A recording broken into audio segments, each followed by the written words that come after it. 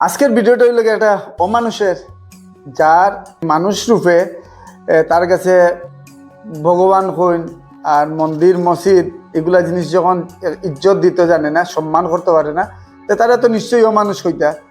আর আমরা প্রত্যেকে তারে অমানুষ হওয়া উচিত। আর এ কিতার লেগে আর একটা জিনিস হইয়ার, তার কালচার যে কালচারে বড় হইছে, এটা তার এই কালচারে বড় হইছে গতিকে অন্যজনকে সম্মান দেওয়া জানে না এবং অন্য ধর্মের মানুষরা সম্মান দেওয়া জানে না। তো যাই হোক, আজকের ভিডিওটা হইল গিয়া নাসির নামে একটা ছেলে দুর্গাপূজা প্যান্ডেলে গেছে, গিয়াই কেন ট্রেন না কিতা করে যাই না, উল্টিয়া আগে উল্টা পাল্টা দিয়া দুর্গার দিকে দিছে দিয়া এই ধরনের ভিডিও বানিয়েছে। ভিডিও বানাইবার জায়গাটা হই তৈয়ার করছে। দেখুন, পূজা মণ্ডপ গিয়ে আমরা অনেক সময় দেখছি সোশ্যাল মিডিয়ার মাধ্যমে রাস্তাত এবং মাঠও এইগুলা জিনিস। প্রথমে আমি যদি আমার ছোটো একজনের শৈল যদি ফা লাগে তাহলে তো আমি সম্মান করবো, বড় যদি লাগে ফাও যদি লাগে তা নমস্কার দিব। এটা কালচার আমরা শিখাইছেন, গুরুজনে আমরা এইগুলা জিনিস শিখাইছেন। তারে তো কিতা শিখছে জানি না, তার কাছে ওই জিনিসটাই যেমন আমার কাছে লাগে। তার শরীরে বল আছে, তেল আছে, তেলতেলি ভাব আছে, অহংকার আছে। এটার লেগে অন্য ধর্মের মানুষে আর তার ধর্মের মানুষের কাছে তার কাছে এটা কিছুই না, তার কাছে এটা লাইট কেস। যাই হোক, হে যেহেতু অন্য ধর্মের মানুষে অসম্মান করে, তার নিকৃষ্টতা, তার মন মানসিকতা, হে কোন জায়গায় গিয়ে কিতা করতে লাগে এটা পর্যন্ত তার এই কালচারকে শিখছে না। যাই হোক, যে কালচার হে শিখছে ওইটাই তো নিশ্চয় দেখাইব। যাই হোক, যে নিকৃষ্টতা করছে এটা আকে নিন্দনীয় এবং এটা দীক্ষার জানাই।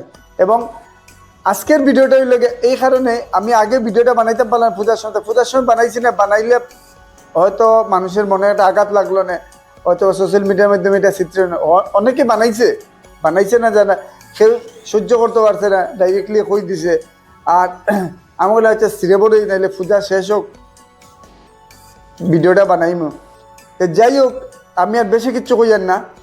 নিকৃষ্ট মানুষের নিকৃষ্টতা আর যদি আগে তার যে শরীরের বল যেটা অহংকারী দেখাইছে গতিকে হে তার ফলস্বরূপ হে পাইব।